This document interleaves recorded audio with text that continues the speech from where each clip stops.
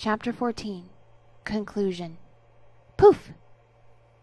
Marie felt herself falling from immense height. What a jolt!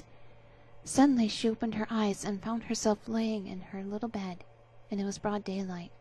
Her mother stood over her and said, "How can you sleep so long? Breakfast is ready." You have probably realized, honored listeners, that Marie, exhausted from her adventures, had fallen asleep at last in the hall of Marzipan Castle, and the poorest pages, or even the princesses themselves, had carried her home and put her to bed. "Oh, Mamma! Mamma! Young Drosselmeyer took me and showed me the most beautiful things last night." Then Marie told her mother everything she saw, just as I have told you, and her mother looked at her in amazement. "You've had a long, beautiful dream, dear Marie, but now you must put it from your mind." But Marie insisted that it was not a dream, and that it had really happened. So her mother took her to the glass-fronted cabinet and showed her the Nutcracker, sitting on the second shelf as usual. "How silly, girl! How can you believe that a wooden doll can be alive and move?" she asked. "But, Mamma, I know very well that Nutcracker is young Mr. Drosselmeyer from Nuremberg, Godfather Drosselmeyer's nephew." Both of her parents broke out into peals of laughter. "Oh," Marie exclaimed, ready in tears, "now you're laughing at my Nutcracker, Papa! And he spoke so well of you.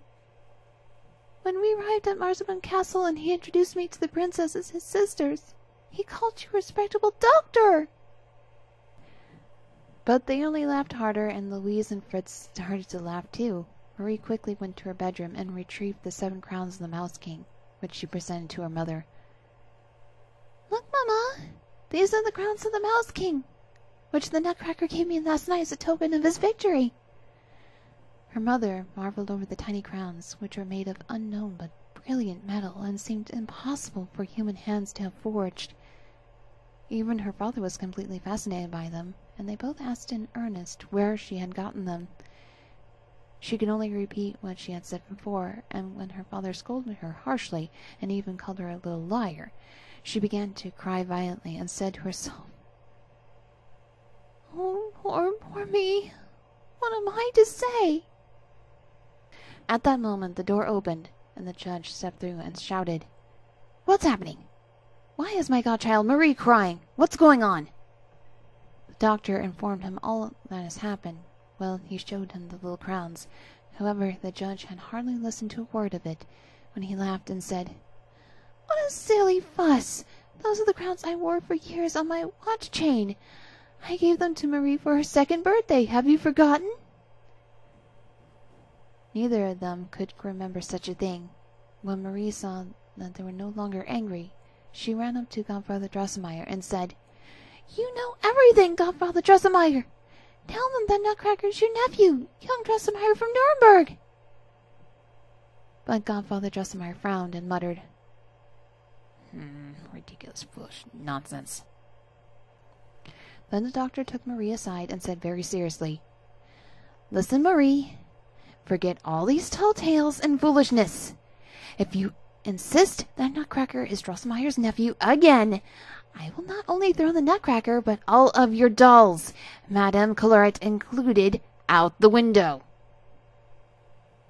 Of course Marie could no longer speak of it, but her mind was filled with it nonetheless.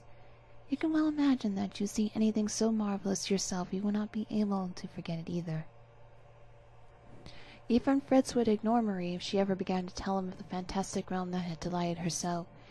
It's even rumored he would occasionally mutter "silly goose" between his teeth, but given his usual good demeanor, I find this doubtful.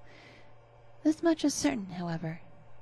He no longer believed what Marie had told him earlier, and made a formal apology to his hussars with a public parade, replaced their lost field insignias with taller, fancier goose feathers, and allowed them to play Hussar's March once more.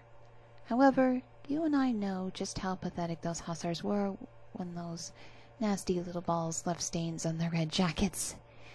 Although Marie could not talk about her adventure, the images of that marvelous fairyland and its lovely sounds played over and over in her mind, instead of playing with her toys. Marie would often sit still and silent as she remembered it all. The others would scold her and call her a little dreamer. It happened one day that as the judge was repairing one of the family clocks, Marie sat next to the glass-fronted cabinet, remembering her adventures. She looked at the Nutcracker and suddenly found herself saying, "Dear Mr. Drosselmeyer, if you really were alive, I would not be like Princess Perlipat and hate you because you stopped being handsome for my sake." At that moment, the judge cried, "Foolish nonsense!" But there was suddenly a bang so loud that Marie fainted from her chair. When she woke, her mother was looking over her. "How can a big girl like you fall off your chair?" she asked. "Anyway, the judge's nephew from Nuremberg has just arrived, so behave yourself." Marie looked up. The judge had put on his spun-glass wig and yellow coat and was smiling happily. He held the hand of a small yet handsome young man with a face as white as milk and red as blood. He wore a beautiful red coat, trimmed with gold shoes and stockings of white silk, a powdered wig, and a splendid braid down his back. In one hand he carried a most delightful bouquet of flowers, and under his other arm he carried his hat, which was woven from silk. The small sword at his side was encrusted with flashing jewels. The young man was polite and well-mannered. He gave Marie all sorts of toys and replaced the marzipan and sugar dolls the Mouse King had chewed up. To Fritz he gave a beautiful saber. At the table he cracked nuts for everyone. Even the hardest could not resist him. With his right hand he put the nut in his mouth, and with his left hand he gave a tug on his pigtail, and crack! The shell broke into pieces. Marie had blushed a fiery red when she saw first the young man, and after dinner she blushed even redder when he invited her to come into the living room to the glass-fronted cabinet. "Just behave when you play, children," the judge said. "Now that all the clocks are telling the right time, I have nothing against it." Hardly were they alone when young Drosselmeyer knelt down on one knee and spoke thus. "My most excellent Lady Stahlbaum, you see at your feet the happy Drosselmeyer, whose life you saved right here, when you said you would not hate me like the cruel Princess Perlipat, for whose sake I became ugly. I immediately ceased to be a hideous Nutcracker, and be in my former and non-unpleasant form again. Oh, noble young lady, please make me happy by giving me your worthy hand and sharing my kingdom and crown. If you do, you shall reign with me in Marzipan Castle, for there I am king." Marie took him up by the hand and said, "Dear Mr. Drosselmeyer, you are a gentle and good man, and also, since you rule a country with such wonderful people, I accept you as my bridegroom." With that they were engaged. In a year, so they say, he came to take her to his kingdom in a golden carriage drawn by silver horses.